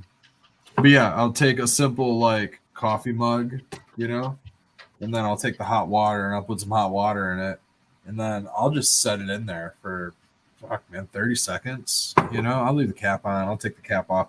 Actually, I've taken the cap off and like a little drop. Don't do that. Won't that come out? It wouldn't like come out. No, but a little drop that would like go down and be like, oh, well, I'll just pour some tea in this cup then. There you go. Not wasting it all, add some more hot water. So, yeah, you can keep the cap on it. Totally fine. Now, the other trick was to add, when it's getting to the point of reducing down, just before you draw it up, what did you add to it, Spartan, to keep it viscous? Was it a little bit of coconut oil or MCT oil? Which was it? Oh, yeah, you can. I would do that when I was filling capsules. Some patients, it's just easier if you can pre-dose so they can just take a capsule because sometimes that's about what they can handle. And so what I like to do is use either MCT oil or coconut oil, whichever you want to go with. But so if you wait it out, usually a dose is going to be not very much in a capsule. So you can fill the rest of the capsule with the other oil, and that helps you digest it better. Helps more of it. The oil's like a carrier through the liver. Yeah, that's those medium chain triglycerides. Yeah, man. The healthy brain blood barrier bullshit and all that other stuff that's high science that I can kind of discuss. You need a really good idea, Scobo, and that would be to like dilute my RSO down into a carrier oil and then draw those back up into a syringe and have like microdose RSO, like being able to have my RSO to actually be able to dose for beginners. Because I could take one syringe and dose that out into 10 syringes. And it turns what Scobo was saying too, is it changes the viscosity. See, that helps with that too. So you can take that. That's exactly what I'm talking about. That it'll change. Oh, that's not bad, Red. That's not bad right there. Yeah, see, it came right up. There you go. You can work with that. Oh man, it just gives me such flashbacks to the first time I tried to do it, and I was was trying to make this fucking RSL, man, and I was really, really sick, and I was in a Well really done. bad Out on the teeth. fibro flare, man, and I fell asleep, and my fucking RSO went from being almost done to being like hardtack. I'm like, God damn it, man. Once that happens, there was really no way of fucking doing anything with that, man. So lessons learned: do not leave, do not walk away from it when it's on that final reduction. Yeah. You'll be What I sorry. like about it being thick like this is that I can just swallow it like a pill. It doesn't go in, it doesn't drip, it That's doesn't true. do anything. You know what I mean? I put it on my tongue, and then it's kind of waxy. It's like a little piece of wax. It just goes right back. You know, add a little saliva to it, right, or drink it back if you prefer water. Shit. When you guys first cold. mentioned using half a capsule to fucking put it inside of for the dose was a game changer for me, because the way I learned was, remember, it was really thick back in the day. So you would put your fucking rice grain and go on the back of your fucking teeth to try to get it to stick to something. Yeah. This is awful, man. And then you drink something cold and flick it off, and it gets hard. And It comes right off. Yeah, man. Tricks to Then the you brain. stick it in like a ball of bread and swallow it like a gigantic pill. Then I was like, fuck it, put it in a pill. Yes. Smarter than that. And it's only half a capsule, so you can buy the little ones and rock and roll with it. Dude, that's like trying to swallow a mushroom cap. Oh, Red, you know what the problem I've had with those 000 is they get fucking stuck in my throat. I don't chew my mushrooms. I like mull them up into a little, like, just I get them slightly wet and I just swallow them like chunky. You have to. They're super chunky. Yeah, it's so okay. This is a terrible I used to be far too familiar with taking pills. You know what I mean? I used to be able, I can take pills without water. It's very easy for me to do that. I prefer water. It's a lot easier to drink them with take them with water, but it's one of those things, you know. So yeah, for me to like be able to like knock back some stuff without really swallowing it, without chewing it up, is kind of easy. I try not to taste it, especially like mushrooms and stuff. Just try not to go taste it at all. You know, let the bitterness. Now it's honey. I love the taste of honey. I put some honey in some hot water for myself, not for the RSO or for anything. That's my new drink of choice lately, guys. Just a little bit of honey in hot water. Oh, Becca. Yes. Yeah. We picked up a my Reese's favorite. wrapper in the driveway on the way out of the shop today. So I'm guessing that. Was it for me? No, no. Of course it wasn't. What were you thinking? They're my guilty pleasure, and I try not to buy them because I'll eat the whole bag, and I really can't. But my sister's had some, and my blood sugar's low, so Yeah. Hold that up again, Becca. Yeah, that's is it the bat? Is it crunchy? Oh, it's just Pumpkin. a pumpkin face. Oh, okay. just the shapes. Oh, I like the pumpkins better than the actual ones. The pumpkins are my favorite. It's a different, Shapes are really good. peanut butter. They're so good. They are. But Have you they're guys like seen the kind of Christmas addictive. ones where they're big? They make like the humongous fucking Reese's cup. You can buy Yes, them I got them for my kids for Christmas before. Yeah. Don't they make a Reese's? They're like 3 pounds or something. It's insanely huge. Also, they do like a bunny too, don't they? They have, large bunny. they've got ears, they've do the got Santa hearts, they've Claus. got Christmas trees, bats, I they've got you're right. Yeah. footballs now, Easter eggs. I Easter agree egg. with Rusty Nails. It's all about the ratio. Oh my gosh. You can't have too much of the peanut butter without the chocolate. It's got to be a proper marriage, right? Well, is that a bargain? I mean, that's a bargain buy, though, right? I mean, you buy that sucker, and then you don't have to buy a chocolate bar for like the rest of the year if you just nibble on that sucker, right? Just Like, you don't cut have it It's just off. not much chocolate. It's all peanut butter on the You don't It's have all to- peanut butter red. It's like this fucking Red, thick. I'll And eat, it's like, Red, I'll eat one of those and a fucking chocolate bar right behind it, back to back. Chase it with chocolate. Goodness, man. That's a lot of. That's a whole lot of cacao, Red. That's just a whole lot of heartburn for me, dude. I don't. Yeah, I could smell. I could smell a Reese's and get heartburn. I think. They're so good. Oh my gosh. The eggs. I have- try really hard not to eat them, like really hard, because No, don't talk shit on the eggs, Red. That's Yeah. mine. I'm That's not. I'm what reading Becca's the talking chat. about. I'm just Those merely Cadbury eggs. That's my shit. Berries. Coming for you, fellas. Oh, that is my Sales shit. in chat. Give me the original, but the Reese's ones Oh. are pretty good too. Anything Cadbury gross eggs are so agreeing sweet, with man. Rusty Nails who said that, and I was just reading the chat. That's all. Thank you, Easter Bunny. Oh, the well, eggs. have I'm too a much- peanut butter you. lover, so I get the ones that are the peanut butter You're talking to lovers. Spartan Grown, who got a 5-pound fucking bucket with it was a pail actually because it had a handle. Shout out to Susan for that, and he ate that shit rather quickly. Bound up like A fucking few months. Harry Houdini afterwards, but Hey Like, man, it's all uh, vegetarian. What are you talking about? It's all good stuff. They're just peanuts. There's a little pumpkin pail filled with pumpkin Reese's. Shout out to Susan. If she might not be watching she'll now. catch but it might tomorrow. watch She the watches replay. it in the morning. Shout She out always to comes Susan. through with comments. I've got little tiny peanut butter jars right now, Susan. But I do have some. I'm not out. But thank you for that peanut butter. And thank you for your other treats that you brought too. Those medicated treats were fucking awesome. Yeah, what kind of cookies were those? That was a hazel? No, not a hazelnut. It was some There was a weird caramel, nut. wasn't it? Yeah, it was. No, it was like a caramel or a toffee or no, it was a fuck. I don't remember. Can't remember what it was. Man, it's It was good, though. 12:30 in the morning. It's hard for me to remember much at this time anyway. Got me some fucking slack, bro. And I've been smoking bowls It's of a new hash. day. So. Oh shit, man. Corn nut.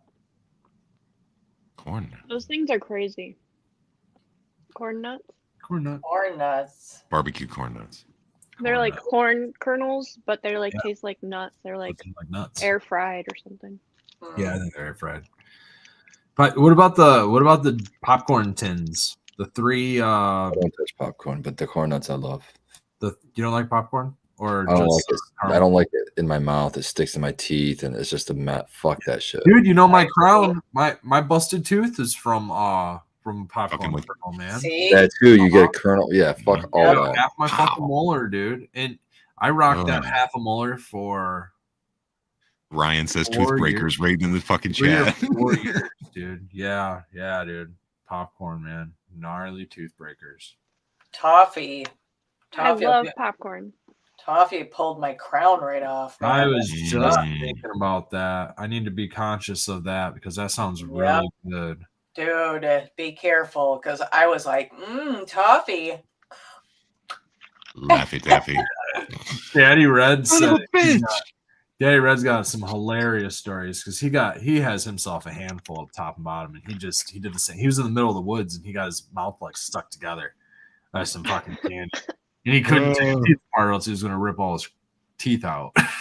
Just take a big sip of hot coffee and just hold it, man, and hope it's starting to break that shit down or something. That's not a bad tip. Drink some water or something and try to Use some Coke to hope that it's effervescing the fucking toffee off your teeth.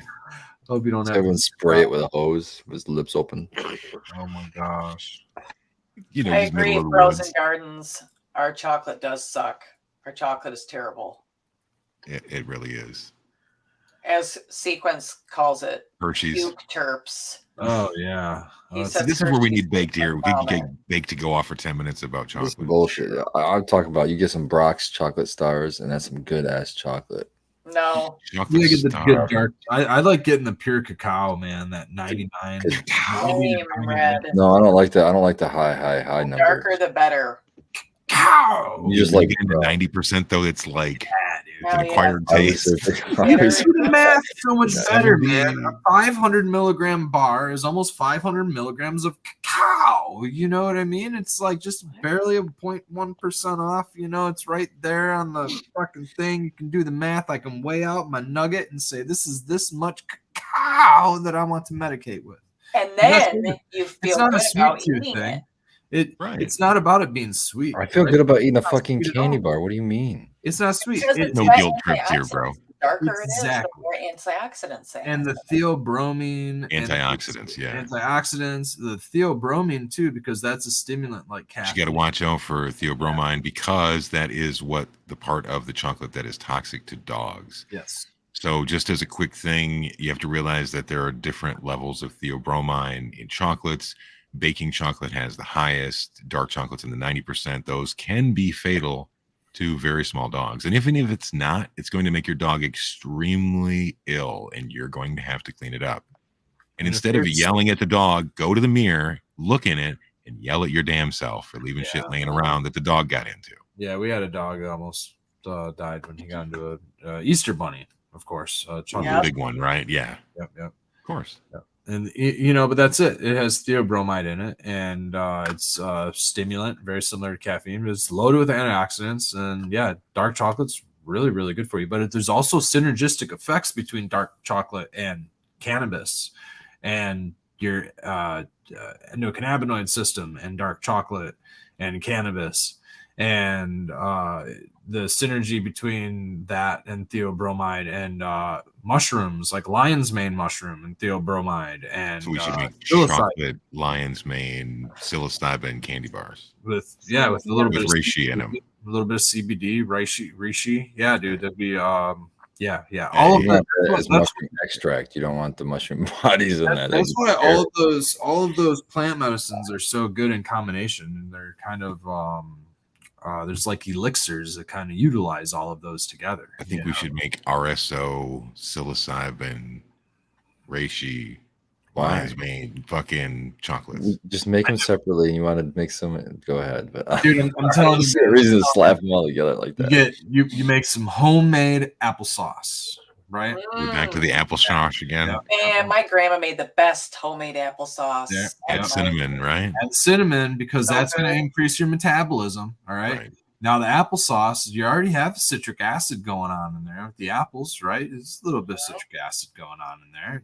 It's a whole science project, Red. Yeah. So you add your psilocybin. Now you got your lemon tech sort of going on inside there. You know, add your psilocybin powder. Add a little bit of lion's mane powder, probably about a quarter to a half a teaspoon of each, and probably a little bit of reishi too. Take that reishi up just a little bit more, and you'll be like out of body. So that's kind of cool. And then this mind stimulation, and then don't forget the theobromide for stimulating the yourself, of course, and of course the antioxidants. And then you need your cannabis to cool out and stimulate your CB1 and CB2 receptors. And then in doing all of that, neurogenesis and peace. And then you can sit there and you don't have to scream, "Fuck you, asshole!" And you can just kind of kick back and chill. Easy, Red. Easy. I'm pretty Wow. interested in learning about how the effects of the psilocybin and cannabis go together when you eat them. Really well. When it's edible, when it's Really well. when it's an edible though, like Mhm. I'm nervous about the It's the psychedelic effects of the THC also with the psilocybin for myself, just for what I myself. had was, I can't remember what the dosage was. I think it was equivalent to an eighth of shrooms and some RSO in them, and they hit really, really nicely. But again, I took it as a large dosage, and I'm not sure what it would be like on a smaller one. But I found that the combination worked really, really well together. I got sick from having edibles, you know, and I just am nervous about having too much still. I don't blame you.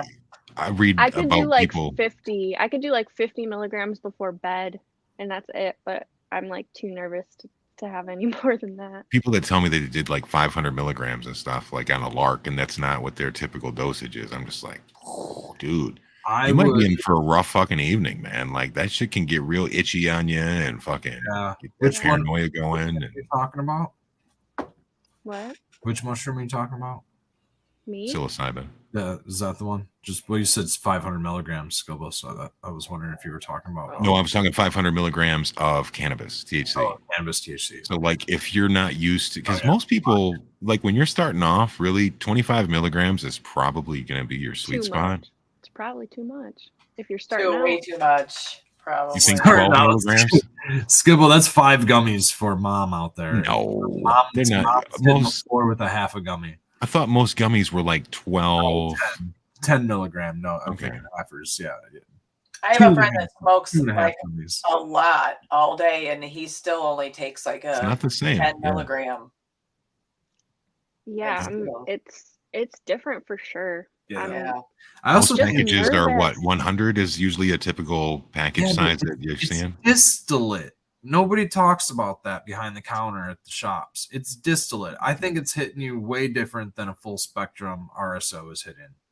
Way different. The effects of RSO are not as potent or anxiety ridden or anything like that. You're like, you're on a rocket ship when you're on those distillate gummies, man. I could eat a half a syringe of RSOs. This RSO is what is this? 6 grams at 760 milligrams per gram. What's 760 times 6? A lot, right? It's like 5,000. So there's over 5,000 milligrams in this one little syringe. You know, I could take down at 76%. I mean, I could take down a tenth of this easy. What's a tenth? 76 milligrams. I could take 76 milligrams of this. If I ate 7 gummies, I'd be having a panic. I would be having a panic attack. You and DOG be curled up in the corner singing together. Yeah. I can very easily take a tenth of a gram of this. Very easy. And it's going to have the same amount of THC. The difference is all of the other phytocannabinoids and all of the other phytometabolites that this has in it that are plant-based that does not have in a gummy. But the gummy also has sugar, and the gummy has all kinds of other pectin and gelatins and all kinds of weird concoctions of things, citric acid and all of these other things to make it a gummy, including preservatives you probably can't pronounce. I mean, the list on the back of a gummy pack is no different than the Skittles package. It's not medicine. You know what I mean?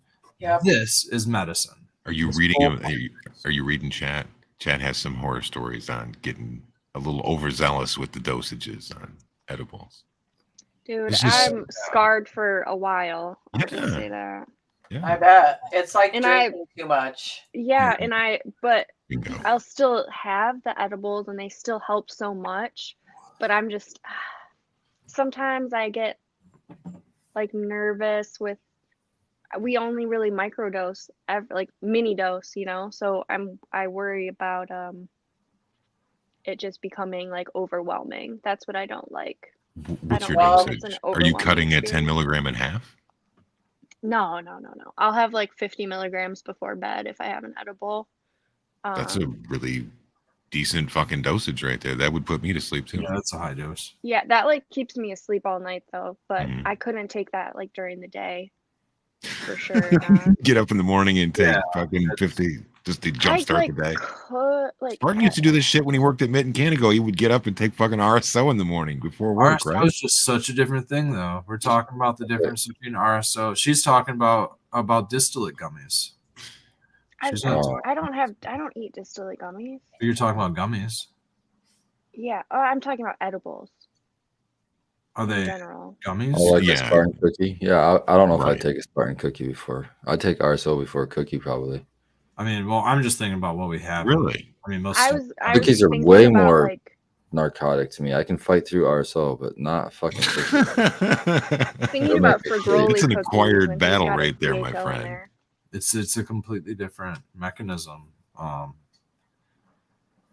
Just triggering different plant nutrients. I don't know what's doing it. Just as a rough thing here, what do you think a grain of rice of a typical RSO? What kind of ballpark are we in for milligrams and something like that? I'm thinking that's in the range of at least 25 milligrams higher, maybe, because that's in the range of almost. That's in the range of like of. So then when they say half a grain of rice, they're really talking about that magic, that here we go again with 12 and a half, fucking 10, Yeah. And that brings me back down to saying I'd like to really dilute like 1 tick on this into 10 syringes. You know what I mean? If I could dilute 1 syringe into 10 syringes through a carrier oil, then you don't have to worry about telling someone a half of a grain of rice. You can say, take 1 notch on the syringe. And it's a lot easier to say, depress this plunger down 1 notch than say a half the size of grain of rice, because that's depending on how big someone thinks a grain of rice is. Who knows, man? it's a lot easier to quantify a notch on a syringe than the size of something, in my opinion. But yeah, and not only that, but the potency will just be a lot less. The threshold for potency, the threshold for error will be a lot smaller. You know what I mean? Right. Here, there's a huge threshold for error. You know what I Well, mean? that You reminds open me one, it's of like a little bit Tina's more. lady when she had her one patient and she tried to give her RSO Right.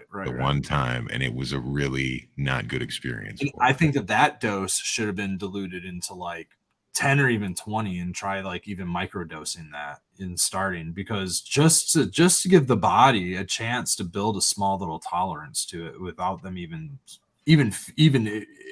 feeling the effects. Basically microdosing RSO. Microdosing it, subthreshold, like you barely feel it. Maybe you feel a little body, but there's nothing. But your CB1 and CB2 receptors don't care about how much is in your system. They don't. No, but your tolerance does. So that's what you got to fight, and that's the whole Rick Simpson protocol: starting as low as possible, and then ramp them up pretty much every 3 days to double that dose. Wasn't there some crazy thing to get like something like 60 grams into them as quickly as possible, or some in a month or 2 months? Something like that.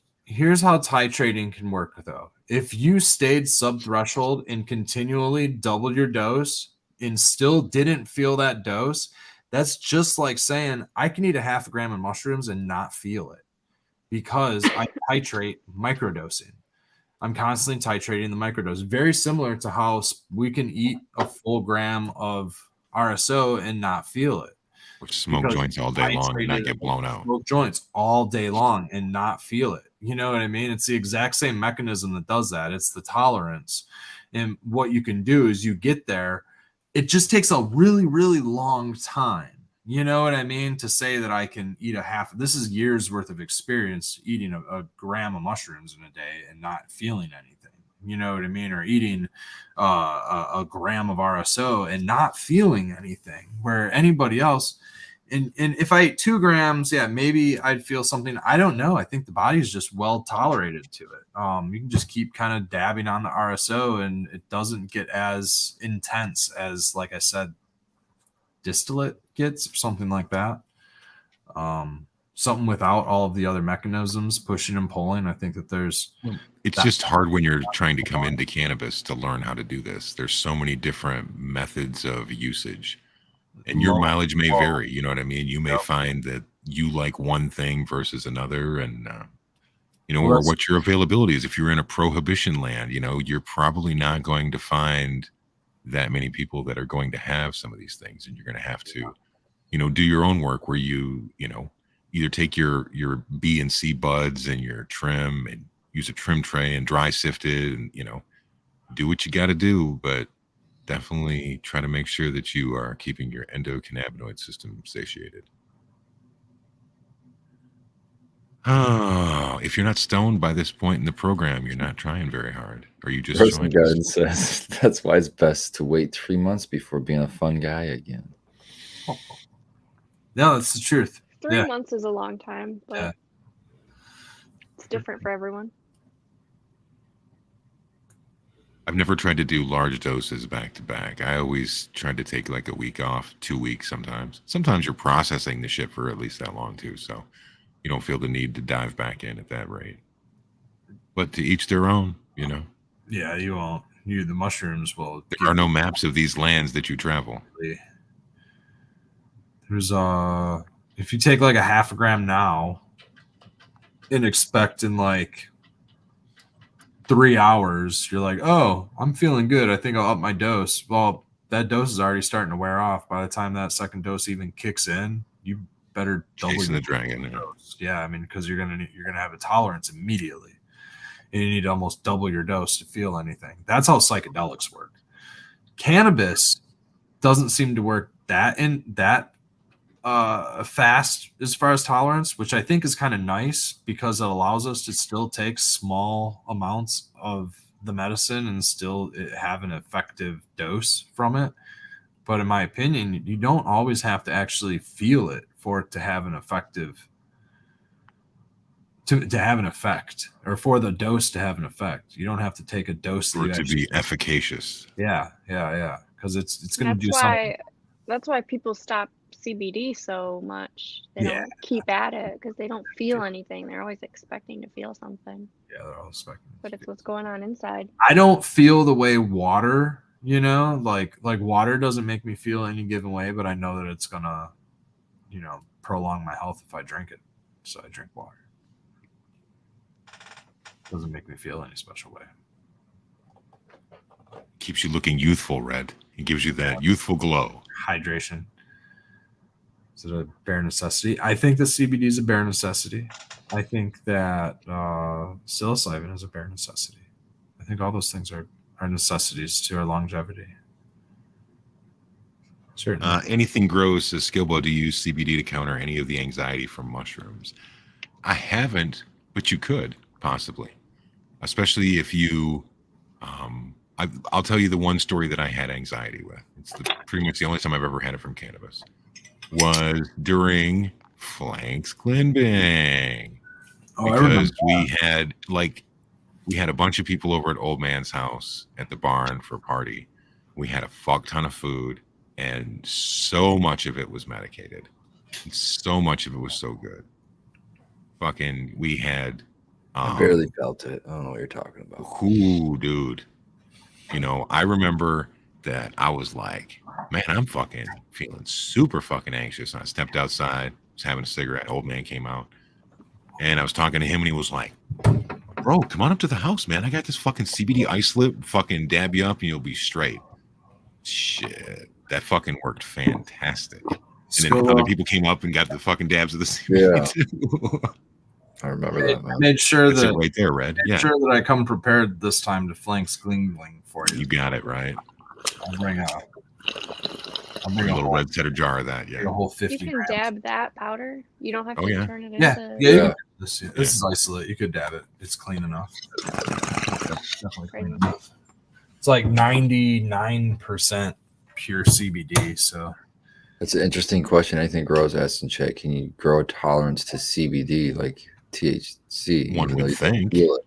Yeah, you would think so. But There's got to be a satiation point on your receptor. I imagine there's a But satiation. the tolerance is the effect. It's what you're feeling. Yeah, so if you're not feeling anything anyway, that's a good I'm not point. sure. Well, that's not necessarily true, though, because CBD does have an effect. It doesn't make you feel high, but it can give you calm. I like to think of it as taking like a quarter Xanax. I also don't think most of us take an effective dose of CBD. Okay, so let's talk about doses of CBD for a second since we're on it. This, I don't want to get too caught up in numbers, but a vial like this is usually either a 500 or a 1,000 milligram vial, and you can usually get about 30 full droppers out of this. That means that on a 1,000 milligram vial, each full dropper is, what is that, 30 milligrams? 30 milligrams on a full dropper. A whole lot of math in this fucking episode, man. I know, dude. Fuck. Okay, so anyways, these they usually cost about for 1,000 milligrams, it's like $50 to $60 at the store. Okay, $50-$60 for 1,000 milligrams. So cheap. 1,000 milligrams. Now, the directions on most of them say take a half a dropper or a full dropper once to twice a day is your typical dosage directions, putting you down to taking, like, let's say, usually one of these will probably last a full month, okay? Or a half a month to a full month for one full dropper bottle. That's 1,000 milligrams. But let's talk about the actual effective dose of CBD. A human should really be taken, depending on your body weight, somewhere between like 200 and 300 milligrams, or possibly even, I think with me, for my weight, when I did the math, it was like 330 or 320 milligrams of CBD a day. That means that this bottle should only last me 3 days. So what you should do instead is you should spend fucking $30 on 16 ounces of MCT oil, and then turn around and spend fucking $40 on an ounce of tested hemp that has numbers of something you want it to be. And then get a crock pot and make it a double boiler. Get a fucking bowl to float in there. Pour that 16 ounces of MCT. Throw them fucking buds in there. Let that shit rock for 8 to 12 hours. Strain it out. and you've got 16 ounces for like the same fucking price. Yes. But back to the original question, and that is, why are people not feeling the CBD? That's because they're not taking near enough CBD. They're taking the recommended dosage on the bottle of their CBD container, which is a tenth of the dose that they should be taking. 30 milligram dose in a day is a tenth of that 300 milligram dose. So they should really be taking like 10 droppers a day, which means that they're going to fly through their CBD bottles, and there's a good likelihood that they're not going to spend $50 every 3 days on these things. So it's a marketing reason on why people don't take enough CBD. That's why I do 1,000 milligrams for half that price, and I don't charge people an arm and a leg. That way they can dose effectively with this shit, because it is super fucking cheap to source. And yeah, if you want to source it yourself and make it yourself and do that whole thing, go ahead and do it, because it's super easy to do. Otherwise, I just did RSL. I wanted to concentrate, like you're saying, Yeah. but I wanted to get I wanted the higher milligrams, and then I brought some to Anything Grows for surgery, just for bring down swelling, bring down inflammation. Alcohol is a better there extractor. definitely are effects. I was generalizing for sure. There No, are I agree with you though. body I agree what you're effects. saying. I agree For with what you're sure. saying, Becca, Yeah. for sure. Tolerance itself It's what I means don't notice with CBD. It's like I'm not noticing that my back's hurting or that I have a headache. It's not something I'm thinking about, because it's eased. It's the CBD will work if you give it time and continue to put it into your body. I actually use it in my salve. I make a pain relief salve, full spectrum with the plant, and then I add an isolate to it also, and that seems to help. Like it compounds the effects of both, and then seems to hit the pain and the inflammation, and seems to work really well. Which actually in addition to your roller bowel skill bow that's been the key for the woman that can't take the RSO because it makes her sick. So she loves it, and actually she's going over to Germany, and she was super nervous about taking both, and she's like, I don't feel safe taking it because it's not legal over there, and I don't want to be like that Brittany Griner. I don't want to end up in a Russian prison, right? Man. German. Brittany. We don't need to go there. So, so when you guys buy this CBD isolate powder, since all this shit is so fucking cheap, how much does that cost typically that you guys are picking up? Because this would be a quicker way to introduce it into. It's probably going to vary. About probably 100. It depends.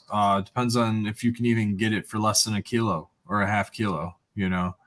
That's so fucking much at that fucking 99% purity. Maybe $100 for 100 grams for a lifetime supply. Yeah. But let's talk about here's the thing though. Our endocannabinoid system is comprised of not just the component that THC binds to, which is the CB1 receptor. It's many receptors, I'm sure, but the two main is CB1 and CB2. CB1, your central nervous system, right? Your brain and arteries and things like that it is connected to. And then your CB2 receptors, okay, is your peripheral nervous system. Think your muscles, your organs, your skin, your teeth, your bones, okay, your peripheral. Now, guess what? THC does not bind to your CB2 receptors. It just doesn't bind to your CB2 receptors, guys. It doesn't. So if you want health to your CB2 receptors, your peripheral, your muscles, your organs, your skin, your teeth, your all this other shit, you need CBD. That's what it's for. CBD is the one that binds to your CB2 receptors. THC, CBN, the degradation of the degradation of THC, the conversion of THC also binds to CB1. But aside from beta caryophyllene, there's no other CB2 agonist in the plant that we found yet. Yeah, you know what I mean. So. And if you don't have beta caryophyllene in your THC component plant, then you are SOL on a CB2 agonist. So a high myrcene, high terpenoline cultivar, dominant in THC, say 30%, you are getting no benefit to your organs, body, anything, maybe aside from the CB1 stimulation, to which your central nervous system might help that pathway a little bit. But it's better to directly attack that pathway with the CB2. CBD is very much necessary for overall like benefits. Now, if we're talking getting high and shit, I think CB2 also affects that as well. I think that's a very large component missing on this whole getting high thing. I think what we're getting is a blast of anxiety. I think we're getting the gas pedal that THC is associated with the crash that it also is naturally occurring through its metabolization. There's no stimulating effects after an hour of high potency THC. You know, I don't care what your terpene profile is. 30% is knocking you on your ass. So this has definitely been a non-late sesh late sesh. This has been the educational section of the week instead of the entertainment. Well, that's the main thing, because everyone calls CBD weed diet weed, and fair enough. I mean, so be it. You don't really get high off of it, whatever. If you're searching for a high, you're searching for a high. But personally, man, I'm more wellness. I would still argue with the THCV weed is diet weed, because that suppresses your appetite. Sure. Yeah. Actual diet weed, right? Yeah. THC weed, right? Yeah, man. Yeah, like real diet weed, right? Yeah. It's the Adderall of weed. There you go. Yeah, totally, man. And you know, the medicinal effects, like, you know, if we want to like heal somebody, right, we can all smoke some weed and get high, and that's great, you know. But I mean, doesn't work for everybody though. Again, I mean, like, the fact that you can get high off of smoking weed is not the miracle for me. Like, that's not what's like super entrancing me to cannabis. I think it's a benefit, but not the main. Is yeah, man. A lot of shit out there gets you high. You know what I mean? You go fucking. Let's get back to that lead paint fucker, the silver paint fucking thing that we were talking about. How good is that for you, right? But like, honestly, like, the fact that cannabis actually heals you, I think is the interest that I have in it. You know, if you want to get high, dude, I mean, like, you can have a different conversation. That's a different conversation. And yes, getting high can be medicating, right? We talk about that. Getting high is definitely medicating in certain ways, but we're talking about something that's actually healing. Like, when we talk to people, and these are people in the medical community, and we're like, yeah, you know, cannabis is like, you know, helping people with pain. They're like, oh, that's because they get high and then they don't feel anything. That's literally what people think cannabis is doing. They think that it's numbing them because it's desensitizing them, which is the complete opposite of what cannabis does. It oversensitizes you. You know what I mean? And it heals you actually from within. It's more prophylactic than preventative. They're just absolutely, a wall is put up for them to try to take in any information. Even if they read projectcbd.org front to back, I don't think they would take in any of that information, because there's a wall built that says they're getting their pain relief because they're getting high. I think that's what most people think that cannabis heals. You know, that's the beautiful thing, is that cannabis doesn't care if you believe in its powers or not. If you use it, it will work. And that's why it'll do something for you. I don't know what it'll do, because everybody's system is a little bit different. I was seeing in chat that CBD, anything grows, says she wishes it was like quarter Xanax, and someone else said that CBD gave them anxiety instead of reducing it.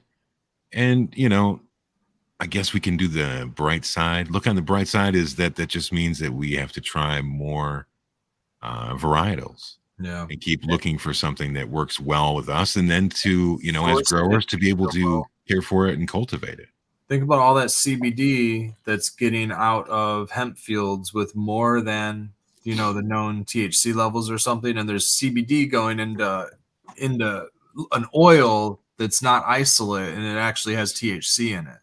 There's probably more CBD vials out there with THC in it than is being advertised for, you know, because there's no regulating body on the CBD market. They're not testing it. I get my shit tested. I took it to the lab, got it tested for non-detectable traces of THC in our CBD products. So you can check that lab test on our website. for sure. And that takes us right up to the edge of the program. Once again, I'd like to thank everyone for joining us. Hopefully you are high by this point and ready to go bang some cupboards around and find some snacks. Oh, Head man. over to hang out with Talking Shit with Eagle and stay high. There is no Wake and Bake with the Groskies this Saturday, if I'm not mistaken. So see you guys Sunday. I don't believe there's a polarity science either. There we go. See y'all Sunday for real, for real. All Sunday for real. For real. Sunday.